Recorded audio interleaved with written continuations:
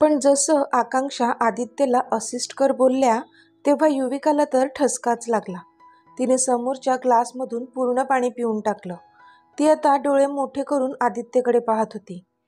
पण इथे आदी मात्र ओठांच्या कोपऱ्यात खुनशी हसला. मिस चष्मीस, अब आएगा असली मजा, आदित्य मनातच बोलला.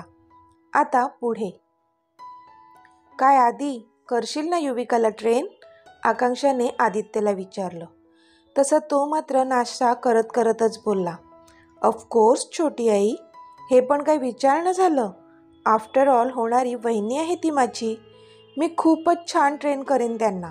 पण त्याचं बोलणं ऐकून युविकाने मात्र त्याला मनातच डझनभर शिव्या घातल्या. मी आणि ह्याच्याकडून ट्रेन होऊ? माय फूट, ती मनातच बोलली. पण आता ती तिच्या आतूला काय सांगणार होती? ती विचार करू लागली. तोच युविकाची आईच बोलली. वंस बरोबरच बोलतात. अगं आपली कंपनी खूप छोटी आहे. इनामदार ग्रुपचं किती मोठं नाव आहे मार्केटमध्ये. तू जर का तिथे काम केलं तर तुला आपल्या कंपनीला ग्रो करण्यासाठी खूपच फायदा होईल. आय थिंक तू हे प्रपोजल स्वीकारावं. सुमनताई बोलल्या. पण इथे युविका मात्र नाराज झाली. कारण तिला नव्हतं करायचं त्यांचं ऑफिस जॉईन, आणि आधीच्या अंडर तर नाहीच नाही. पण शेवटी सगळेजण इन्सिस्ट करू लागले म्हणून तिला नाईलाजास्त होकार द्यावा लागला. ठीक आहे, पण ऑफिस तर इथे मुंबईला आहे आणि मी पुण्यात, मग मी कशी मॅनेज करेन? ती बोलली. तू तर असं बोलते जसं की मुंबईमध्ये तुझं कोणीच नाही. अगं ह्या घरची होणारी सून आहेस तू, आणि त्याहीपेक्षा जास्त मुलगी आहेस ह्या तुझ्या आत्तूची. तर तू इथेच राहणार आहेस, ओके? आकांक्षा बोलल्या. त्यावर युविकाला मात्र टेन्शन आलं. हे 4-5 दिवसच तिने कसे काढले होते तिचं तिलाच माहीत होतं. आणि आता पुढचे 6 महिने इथेच राहावं लागेल, ते पण 24 तास ह्या आदित्यचं थोबाड बघत. नो वे, ती मनातच बोलली.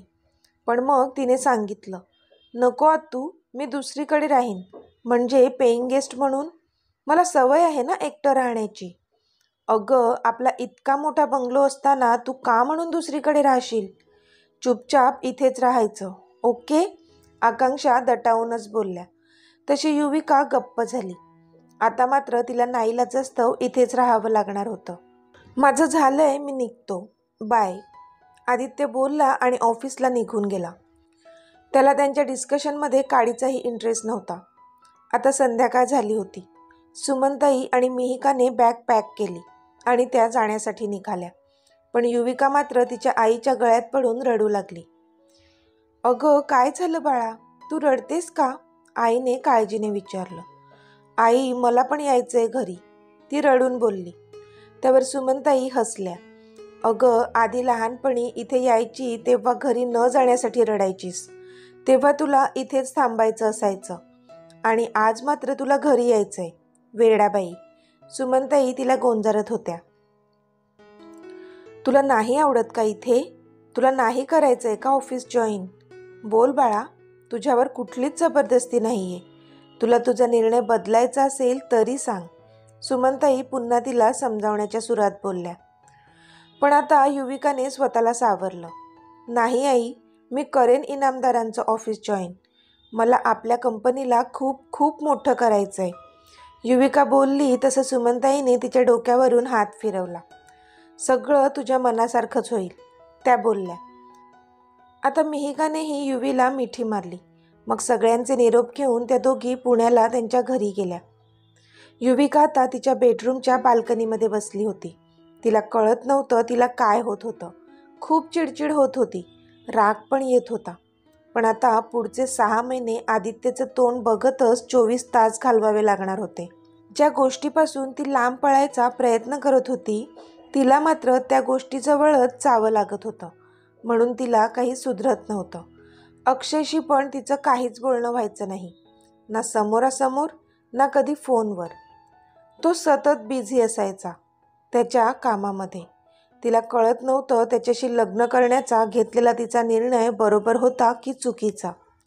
ती विचारच करत होती की इतक्यात तिचा फोन वाजला. तिची खास मैत्रीण परीचा कॉल होता. हॅलो, युवी बोलली. हे हाय युवी, कशी आहेस? किती दिवस झाले? फोन नाही, मेसेज नाही, आली की नाही घरी? परीने प्रश्नांचा भडीमार केला. अगं नाही, मी अजून मुंबईतच आहे आणि आता पुढचे 6 महिनेसुद्धा इथेच राहणार आहे, युवी बोलली. व्हॉट? पण का? परीने विचारलं. त्यावर युवीने तिला सर्व हकीकत सांगितली.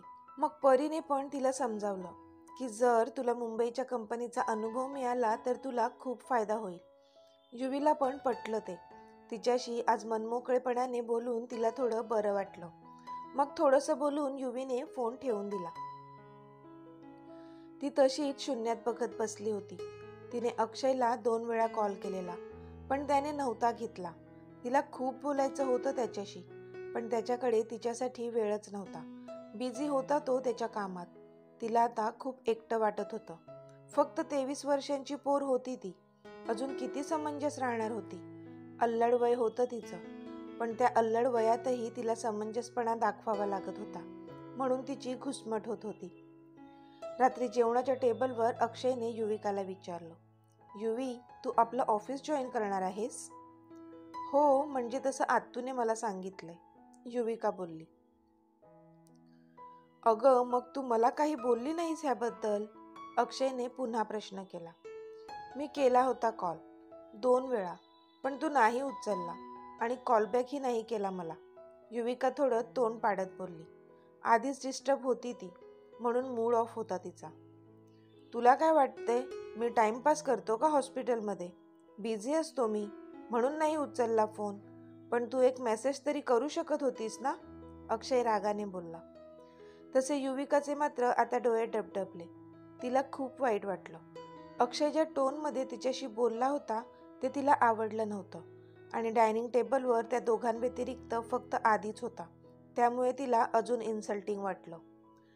पण आधीला मात्र अक्षयचं वागणं खटकलं, कारण आता युविकाच्या डोळ्यात पाणी होतं, म्हणून त्याला तिच्यासाठी वाईट वाटत होतं. भले त्याचा राग होता तिच्यावर, पण अक्षय ज्या टोनमध्ये तिच्याशी बोलला होता ते त्याला पटलं नव्हतं. युविका मात्र डोळ्यातले अश्रू डोळ्यातच अडवत एक्सक्यूज मी बोलून तिथून निघून गेली. ती रूममध्ये जाऊन तिने तिच्या अश्रूंना वाट मोकळी करून दिली.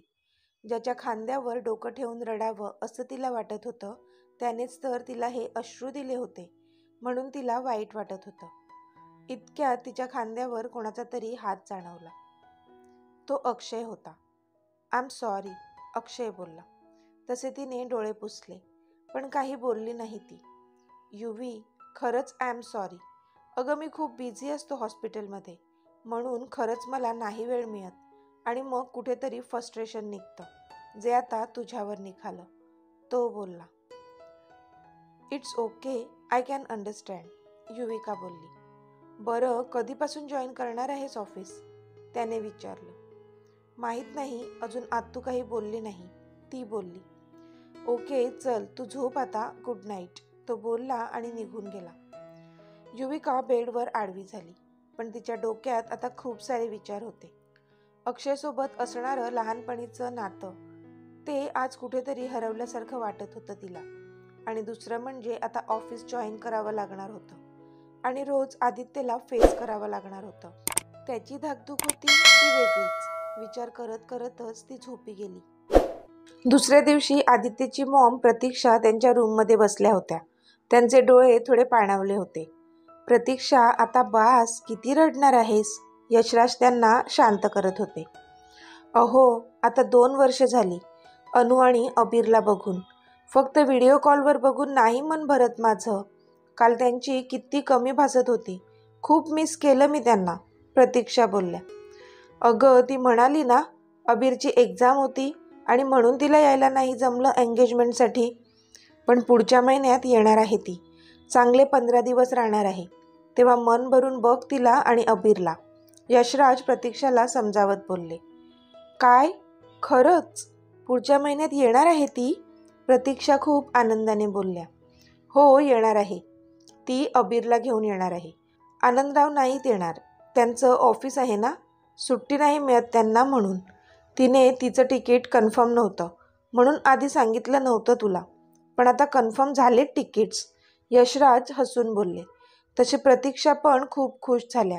खुश तर होणारच ना, आई होती ती एक, जी आता 2 वर्षांनी स्वतःच्या मुलीला आणि नातवाला भेटणार होती. आदित्य ऑफिसमध्ये आला होता. तो नेहमीप्रमाणे त्याचं काम करत होता. इतक्यात डोअरवर नॉक झालं. येस, कम इन, तो बोलला. तर समोर टीना होती, त्याची असिस्टंट. येस टीना, तो बोलला.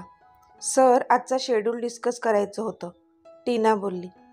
ओके, डू इट फास्ट, तो बोलला. आदित्य कितीही फ्लर्टी असला तरी ऑफिसमध्ये तो एकदम जेंटलमॅनसारखाच वागत असे.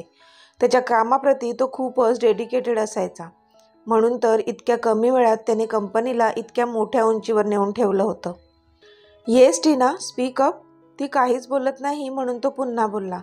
Yes yes sir. टीना आता गडबडली आणि शेड्यूल डिस्कस करू लागली, पण मनातच विचार करत होती की आज मी इतका हॉट ड्रेस घालून आली आहे, तरी त्याने एकदाही माझ्याकडे नजर उचलून पाहिलं नाही. म्हणून मनातच ती खूप अपसेट झाली होती. मग तिने त्याला सगळं शेड्यूल सांगितलं आणि ती तिच्या डेस्कवर जाऊन बसली. आदित्य मग त्याचं काम करू लागला. इथे इनामदार विलामध्ये युविका नेहमीप्रमाणेच बोर झाली होती. तिला काहीच सुचत नव्हतं की आता काय निर्णय घ्यावा. रात्री झोप पण लागली नव्हती. सतत विचार सुरू होते डोक्यात. इनामदार ग्रुप जॉईन करण्याबाबत तिचं काहीच दुमत नव्हतं. होतं ते फक्त त्या आदित्यचं तोंड नेहमी बघावं लागणार होतं, म्हणून तिला राग येत होता. ती तसाच विचार करत हॉलमध्ये बसली होती. तोच आकांक्षा तिथे आल्या. हे, गुड मॉर्निंग युवी, आकांक्षाने युवीला ग्रीट केलं. गुड मॉर्निंग आतू, युवी पण बोलली. काय मग, झाला का नाही निर्णय तुझा ऑफिस जॉईन करण्याबाबतचा, आकांक्षांनी विचारलं. तशी युविका अडखळतच बोलली. हां, हो, ते मी म्हणजे माझं ठरलंय, मी करणार आहे इनामदार ग्रुप जॉईन. ओ ग्रेट, मग तू उद्यापासूनच जॉईन हो. मी आदित्यला सांगून ठेवते. ओके, आकांक्षा बोलल्या. उद्यापासूनच, युवी आश्चर्याने बोलली. हो अगं, कधीतरी करायचं आहे ना, मग उद्यापासूनच कर, काय हरकत आहे, आकांक्षा बोलल्या. ओके आतू, युविका थोडं नाराजीनेच बोलली. पण आता धाकधूक खूप वाढली होती तिची. रात्री डायनिंग टेबलवर सगळे बसले होते. तेव्हाच आकांक्षा उठल्या आणि त्यांनी सर्वांसमोर सांगितलं की युविका उद्यापासून आपलं ऑफिस जॉईन करणार आहे. तसा सगळ्यांना आनंद झाला. युविका मात्र हळूच आदित्यकडे पाहत होती, पण तो चुपचाप जेवत होता. त्याच्या चेहऱ्यावर तिला काहीच एक्सप्रेशन दिसले नाहीत. ती मनातच विचार करत होती की हा एवढा शांत कसा, ह्याने अजून मला डिवचलं कसं नाही. मग ती पण खाली मान घालून जेवू लागली. पण इथे आदित्य भले दाखवत नव्हता बाहेरून, पण त्याला मनातून मात्र आनंदच झालेला की ती ऑफिस जॉईन करणार आहे. तसा तर तो पण तिला 1 सेकंद सुद्धा झेलू शकत नव्हता, पण मुळात ती त्याला असिस्ट करणार होती, म्हणजे ह्या चष्मीचा माज बरोबर उतरवणार होता तो. दुसऱ्या दिवशी युविका लवकरच उठली. आज तिला ऑफिस जॉईन करायचं होतं. सगळे डायनिंग टेबलवर होते. युविकाने एक छानसा सलवार सूट घातला होता. केसांची पोनी बांधली होती. हलकासा मेकअप आणि हातात पर्स लटकवून ती खाली आली. युवी, ये बाळा, नाश्ता करून घे, आकांक्षा बोलल्या. तशी ती हसली आणि अक्षयच्या बाजूला जाऊन बसली.